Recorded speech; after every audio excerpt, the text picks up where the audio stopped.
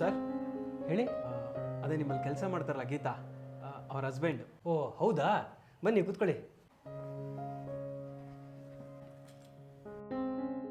ಹೇಳ್ರಿ, ಏನಾಗಬೇಕಾಗಿತ್ತು? ಅದೇ ಸರ್, ಅವಳು ಕೆಲ್ಸಕ್ಕೆ ಸೇರಿ ಒಂದು ತಿಂಗಳಾಯ್ತು. ಇವತ್ತು ಸಂಬಳ ಕೊಡ್ತೀನಿ ಅಂತ ಹೇಳಿದ್ರಂತೆ, ಅದಕ್ಕೆ ಈಸ್ಕೊಳ್ಳೋಕ್ಕೆ ನಾನೇ ಬಂದೆ. ಅವರೆಲ್ಲಿ? ಹುಷಾರಿಲ್ಲ ಸರ್, ಅದಕ್ಕೆ ನಾನು ಬಂದೆ. ಏನಾಯ್ತ್ರಿ? ಅಂಥದ್ದೇನಾಗಿಲ್ಲ ಸರ್, ಪೀರಿಯಡ್ಸ್ ಅಷ್ಟೇ. ಹುಷಾರಾಗಿದ್ದಾರೆ ತಾನೆ? ಅಯ್ಯ, ಅವಳಿಗೇನು ಸರ್, ಆರಾಮಾಗೇ ಇದ್ದಾಳೆ. ಇದೇನು ಹೊಸ್ದ ಅವರಿಗೆ? ಪ್ರತಿ ತಿಂಗಳಾಗುತ್ತೆ. ಮತ್ತೆ ಕರ್ಕೊಂಬರ್ಬೋದಿತ್ತಲ್ಲ. ಏ, ಮುಟ್ಟಾಗಿದೆ. ಫಸ್ಟ್ ಮಂತ್ ಸ್ಯಾಲ್ರಿ ಬೇರೆ, ಅದೆಂಗೆ ಇಸ್ಕೊಳಕ್ಕಾಗುತ್ತೆ?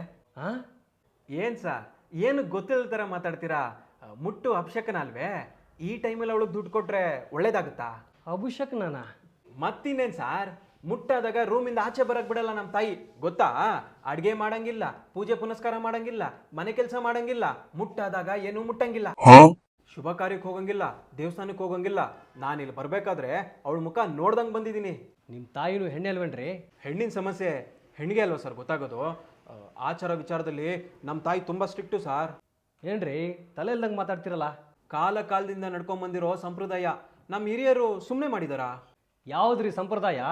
ಯಾವತ್ತಾದ್ರೂ ನಿಮ್ಮ ತಾಯಿಗೆ ಇದನ್ನು ಯಾಕೆ ಈ ರೀತಿ ನಡ್ಸ್ಕೊಂಡು ಬರ್ತಾ ಇದ್ರಂತ ಒಂದು ಸಾರಿನಾದ್ರೂ ಕೇಳಿದ್ದೀರಾ? ಕೇಳೋದ್ರಲ್ಲಿ ಏನಿದೆ ಸರ್, ಪದ್ಧತಿನೇ ಅಲ್ವಾ? ಬೆಂಕಿ ಹಚ್ಚ್ರಿ ನಿಮ್ಮ ಹಾಳಾದ ಪದ್ಧತಿಗೆ. ಹಿಂದಿನ ಕಾಲದಲ್ಲಿ ಹೆಣ್ಮಕ್ಳು ಬೆಳಿಗ್ಗೆಯಿಂದ ರಾತ್ರಿವರೆಗೂ ಮೈ ಮುರಂಗೆ ಕೆಲಸ ಮಾಡ್ತಾಯಿದ್ರು. ಬೀಸೋದು, ರುಬ್ಬೋದು, ಬಾವಿಯಿಂದ ನೀರು ಸೇದೋದು, ಇದೆಲ್ಲ ಕೆಲಸನ ಕಷ್ಟಪಟ್ಟು ಮಾಡ್ತಾಯಿದ್ರು. ಆ ಟೈಮಲ್ಲಿ ಅವ್ರಿಗೇನಾದರೂ ಪೀರಿಯಡ್ಸ್ ಆದರೆ ಸ್ವಲ್ಪ ವಿಶ್ರಾಂತಿ ಸಿಗಲಿ ಅಂತ ಕೂರಿಸ್ತಾ ಇದ್ರು. ದೇವಸ್ಥಾನಕ್ಕೆ ಕಳಿಸ್ದಿರೋದ್ರಿಂದ ಒಂದು ವೈಜ್ಞಾನಿಕ ಕಾರಣ ಇದೆ. ನೀವು ಯಾಕೆ ಅಂತ ಕೇಳಿಲ್ಲ, ಅವ್ರು ಏನು ಅಂತ ಹೇಳಿಲ್ಲ. ಇದನ್ನೇ ಒಂದು ಸಂಪ್ರದಾಯ ಅಂತ ನಡ್ಸ್ಕೊಂಡು ಬರ್ತಾ ಇದ್ದೀರಾ. ಹೆಣ್ಣನ್ನು ಅಷ್ಟು ಕೀಳಾಗಿ ನೋಡ್ತಿರಲ್ಲ, ಅದೇ ಹೆಣ್ಣಿಗೆ ಮುಟ್ಟು ಅನ್ನೋದು ಆಗದೆ ಇದ್ದಿದ್ರೆ ಇವತ್ತು ನೀನು ಇರ್ತಿರ್ಲಿಲ್ಲ, ನಾನು ಇರ್ತಿರ್ಲಿಲ್ಲ. ಕಷ್ಟ ಸಮಸ್ಯೆ ಬಂದಿದೆ ಅಂತ ಎಷ್ಟೋ ಜನ ಶಕ್ತಿಪೀಠಗಳಿಗೆ ಹೋಗ್ತಾರೆ. ಅದರಲ್ಲೂ ಇತ್ತೀಚೆಗೆ ನಮ್ಮ DCM DK ಶಿವಕುಮಾರ್ ಅವರು ಮತ್ತು ನಮ್ಮ ಆ್ಯಕ್ಟರ್ ದರ್ಶನ್ ಅವ್ರ ಹೆಂಡತಿ ವಿಜಯಲಕ್ಷ್ಮಿ ಅವರು ಒಂದು ಶಕ್ತಿಪೀಠಕ್ಕೆ ಹೋಗಿದ್ರು. ಆ ದೇವಸ್ಥಾನದ ಹೆಸರು ಗೊತ್ತಾ ನಿಮಗೆ? ಇಲ್ಲ. ಅಸ್ಸಾಂನ ಗುವಾಹಟಿಲಿರೋ ಮಾ ಕಾಮಾಖ್ಯಳ ದೇವಸ್ಥಾನ ಶಕ್ತಿ ಪೀಠಗಳಲ್ಲೇ ಪ್ರಮುಖವಾದದ್ದು. ಯೋನಿ ಪೀಠ ಅಂತ ಪೂಜಿಸಲಾಗುತ್ತೆ. ಆ ತಾಯಿಗೆ ಮುಟ್ಟಾಗೋ ದಿನಗಳನ್ನು ಅಂಬುಬಾಚಿ ಹಬ್ಬ ಅಂತ ವಿಜೃಂಭಣೆಯಿಂದ ಆಚರಿಸ್ತಾರೆ. ದೇವ್ರಿಗೆ ಮುಟ್ಟಾದ್ರೆ ಹಬ್ಬ, ಅದೇ ಒಂದು ಹೆಣ್ಣಿಗೆ ಮುಟ್ಟಾದ್ರೆ ಅಸಹ್ಯ. ಎಂಥ ಸಂಪ್ರದಾಯ ರೀ ನಿಮ್ಮದು. ಹೆಣ್ಣನ್ನ ಕಾಳಿ, ದುರ್ಗೆ, ತಾರ, ಮಾ ಕಾಮಾಖ್ಯೆಗೆ ಹೋಲಿಸೋ ನಾವು ಅದೇ ನಮ್ಮ ಮನೇಲಿರೋ ಹೆಣ್ಣನ್ನು ಕೀಳಾಗಿ ನೋಡ್ತೀವಿ. ಮುಟ್ಟು ಕಂಡವಳನ್ನು ಮುಟ್ಟಲೊಲ್ಲರು ನೋಡು, ಮುಟ್ಟು ಕಂಡವಳನ್ನು ಮುಟ್ಟಲೊಲ್ಲರು ನೋಡು, ಮುಟ್ಟುತ್ತಾ ತಡೆದು ಹುಟ್ಟಿದ ಮಗುವನ್ನು ಮುಟ್ಟುತ್ತಿ ಹರಕ್ಕೆ ಸರ್ವಜ್ಞ. ಈ ಮಾತನ್ನು 16ನೇ ಶತಮಾನದಲ್ಲೇ ಸರ್ವಜ್ಞರು ಹೇಳಿದರು. ಇದ್ರ ಅರ್ಥ ಗೊತ್ತಾ ನಿಮಗೆ? ಇಲ್ಲ.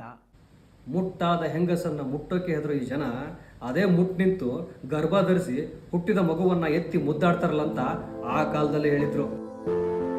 ಹೆಣ್ಣು ಕೇವಲ ಭೋಗ ವಸ್ತು, ಗಂಡಿನ ಸುಖಕ್ಕಾಗಿ ಮಾತ್ರ, ಮಕ್ಕಳನ್ನ ಹೊಡ್ಸೋದಕ್ಕೇನೆ ಮಾತ್ರ ಹುಟ್ಟಿರೋಳು ಅಂತ ಕೆಲ ಮತಾಂಧರು ಹೇಳೋ ಈ ಸಮಾಜದಲ್ಲಿ ಹೆಣ್ಣನ್ನ ತಾಯಿ, ಮಹಾತಾಯಿ, ಆದಿಶಕ್ತಿ ಅಂತ ಕರೆದಿರೋ ಈ ಸನಾತನ ಪರಂಪರೆಯಲ್ಲಿ ಹುಟ್ಟಿರೋ ನೀವು ಹೃದಯ ವೈಶಾಲ್ಯತೆಯನ್ನು ಹೇಳಿರೋ ಈ ಸಂಸ್ಕೃತಿಯನ್ನು ಸರಿಯಾಗಿ ಅರ್ಥ ಮಾಡ್ಕೊಳ್ಳದೆ ಹೆಣ್ಣನ್ನು ತುಚ್ಛವಾಗಿ ಕಾಣ್ತಾ ಕಿತ್ತೋಗಿರೋ ಮೋಡಿತನ ತುಂಬಿಕೊಂಡಿದ್ರಲ್ಲ, ನಾಚಿಕೆ ಆಗಲ್ವಾ? ಇನ್ನಾದರೂ ಸ್ವಲ್ಪ ತಲೆಯಲ್ಲಿ ಬುದ್ಧಿ ಬೆಳೆಸ್ಕೊಳ್ಳಿ.